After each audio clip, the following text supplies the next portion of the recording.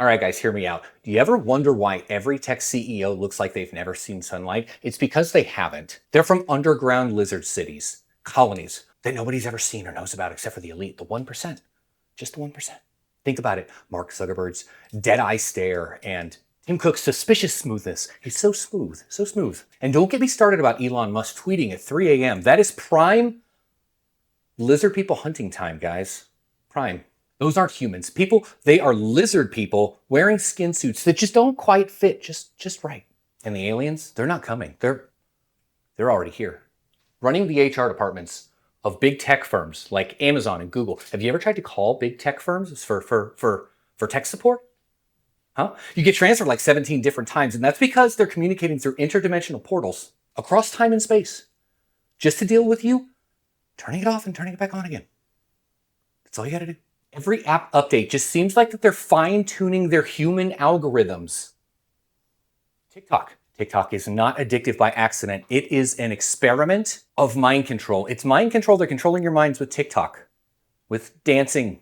And the Instagram filters, they're not making you prettier. They're mapping your facial structure for the clone army, for the clones. They're gonna clone us all. Apple's privacy focus, that's just them being territorial about their recipes. They're gonna be eating humans. That's what they're collecting the data for. Mark my words, you'll see. They're here.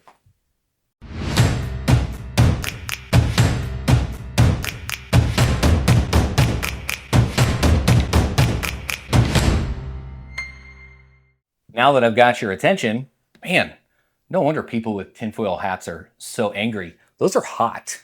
So this is the Ugreen DH4300 Plus. It is a NAS, a 4-bay NAS by Ugreen. Bet you didn't think that's what I was going to talk about with that opening intro. This is pretty sweet. So this is a very compact 4-bay NAS where the drives themselves actually load from the top instead of from the front. Usually you see NAS that kind of sit like this, where the drives slot in this way. This one's a little bit different. It's this little box form factor that I really like. And you'll see where I'm going with this here in a minute, especially with that intro talking about big tech and AI scanning all of your data and things like that. So the price on this right now at the time of recording is a little over 350 bucks. Links down in the description if you're interested. Ugreen sent me this to review along with the drives. So keep that in mind as you go through and watch this video all the way to the end to see if this NAS is right for you. Ugreen jumped into the NAS market a couple of years back, and this is actually the first one of theirs that I've had, but as I understand it, they're pretty good little boxes. This one specifically, like I said, it's got 4 bays, and the drives slot in from the top. Now, these caddies that they sit in, they're not toolless, which is not a big deal because really you put the drives in there once and you leave them alone until they die or they're dying and you need to replace them. But the caddies that are in here have these like little bumpers on the side. They're little rubber pieces that hold it in place and help with like vibration dampening, I guess is what I'm getting at. This is an 8-core CPU, but it's ARM-based CPU. So that being said, it is sort of limited on the apps and VMs and things that you can do with this box. But for a sub $500 NAS with all the features on this, I think that's pretty darn good. And I can see why they went with ARM instead of like x86 for this box. What am I using this for? This is our cloud storage. I've said that before, and I've shown other use cases on other NAS units that can set up that way. This, with the app that comes with it, the Ugreen app, makes it super easy to natively be able to just back up your photos and audio and videos and things like that directly, even the documents on your devices, whether it's your phone or laptops, tablets, whatever, you can back it up directly to the device. The price point on this really helps to get you into your own cloud storage. Why is it important to have your own cloud? Like I said, big tech lizard people are scanning your data all the time. And they're doing this for many reasons. One, to make sure that you comply with their terms and conditions. Have you ever read their terms and conditions? Some of these things are absolutely bonkers. On top of that, they're trying to keep the platform safe. And I can appreciate that. There's videos and photos and stuff out there that just shouldn't even exist. They're uploaded to these cloud platforms. So they're trying to limit that and catch the bad guy. I get it. I can appreciate that. But if Google's AI or Amazon's machine learning algorithms think that little Susie's beach photos are inappropriate and delete your entire account, there's nothing you can do about that. There really isn't. Once your data's on their servers, you gotta play by their rules. Anyway, don't get me started on that. Let's get back to this. This helps eliminate that because all of your data stays here locally. There are some cool features in the OS, the Ugreen OS or UNAS OS. I forget the name of the operating system that runs on this. It has AI built in, so you can do facial recognition, text recognition, things like that, where you can group photos together based on people, which is really great as a feature that you control. On top of the ARM processor, there's 8 gigs of DDR4, LPDDR4 RAM in here, but it's soldered in, so there's no upgrading. You get what you get and you don't throw a fit. That's what you get in this. And it's more than enough for what you're going to be using it for, most likely. Also, we've got a USB-C on the front of the device, which can come in handy, I guess. On the back,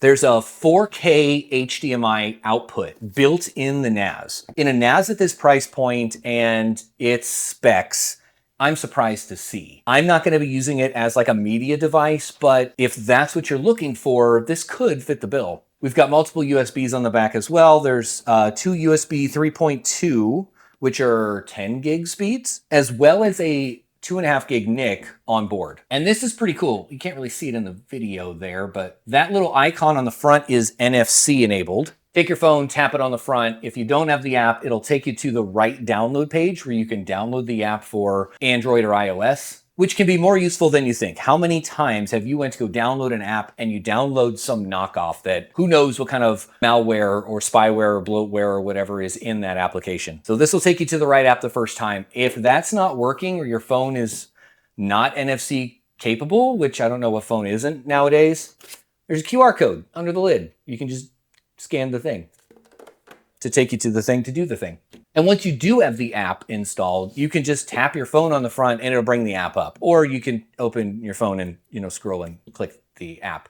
It's a cool parlor trick that you can show to your friends when you're showing off your new private cloud to them in the living room, which they wouldn't even know would be there because it's so quiet. It's like 30 decibels when it's running, under 30 decibels. You have a lot of options here when it comes to redundancy. Everything from RAID 0, 1, 5, 6, or even RAID 10, because we've got 4 drives in here. So depending on your level of risk or your level of redundancy that you want in your NAS, this thing's got you covered. Currently, I'm running this in a RAID 5 with 4 terabyte drives. So on paper, 16 terabytes raw.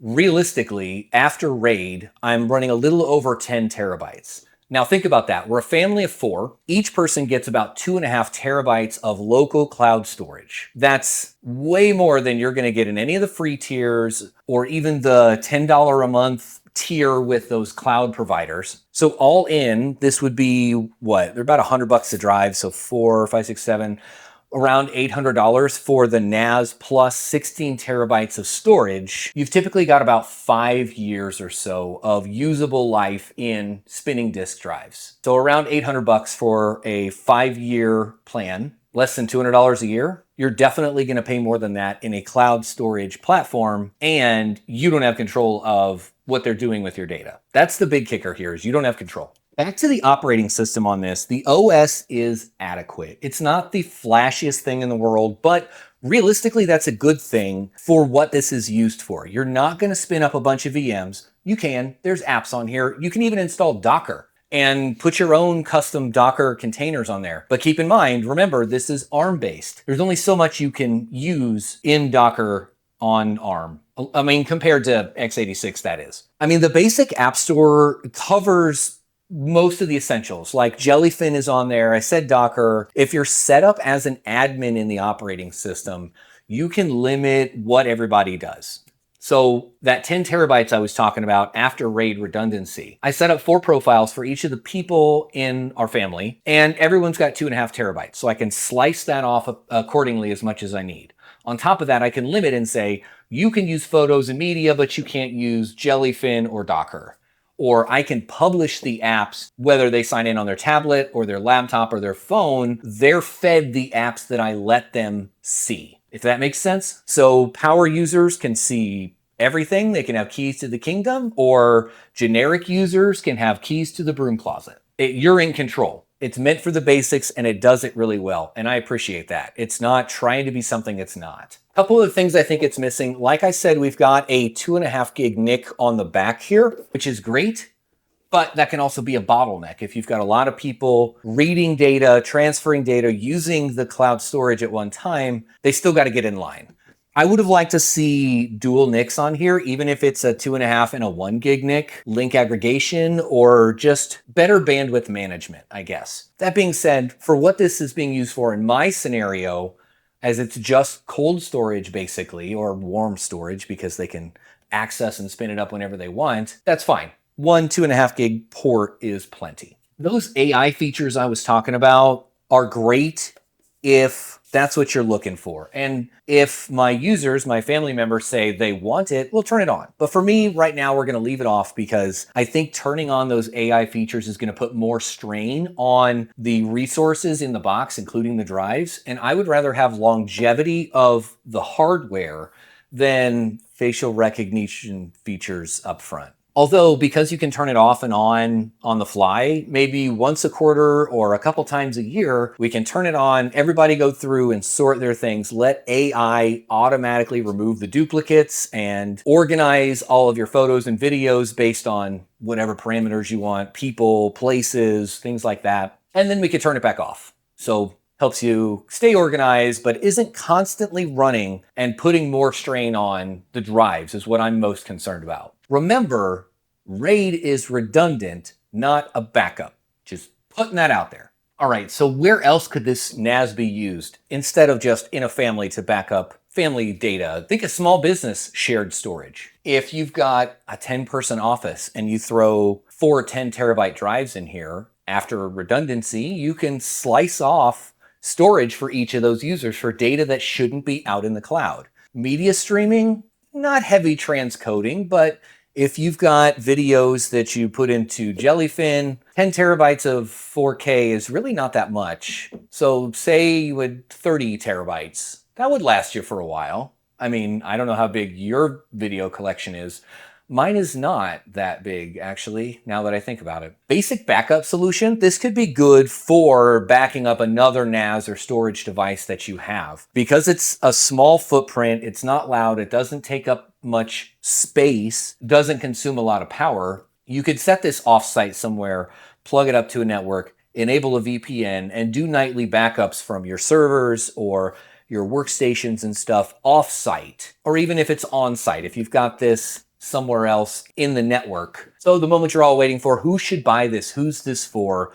This is an entry-level NAS. So entry-level needs. If you want simple and reliable storage, here you go. If you don't need big enterprise features, here you go. If you value ease of use over complexity, there you go. But if you need heavy Plex transcoding or VM hosting for x86 VMs, Windows or Linux style virtual machines, or a complex home lab setup, this is not a server replacement. And maybe you skip this and get into a NAS that's more dedicated for your needs with an Intel processor that's going to handle virtual machines or whatever you're going to throw at it. What it comes down to, $800 box including drives versus 50, 60 bucks a month for 5 years. So we're looking at over $3,000 of cloud storage at a minimum versus an $800 one-time buy. I think I made the right decision. With this, you can own your data and you can save money and you can sleep at night. Well, maybe you can't sleep at night. Insomnia is a bitch. Of course, links are down in the description if you're interested. It is an affiliate link. So if you buy it through there, I get a little something, which just helps the channel make cool videos like this possible. Also leave a comment below if you want to see reviews of more of their Ugreen NAS units. They have some pretty cool DXP series that I'm very interested in checking out. And the more that you comment, like, and subscribe, the more they're going to know that that's something you want to see. And they'll send it to me to show you on camera in a video here. Thumbs up. and I will see you nerds on the next one.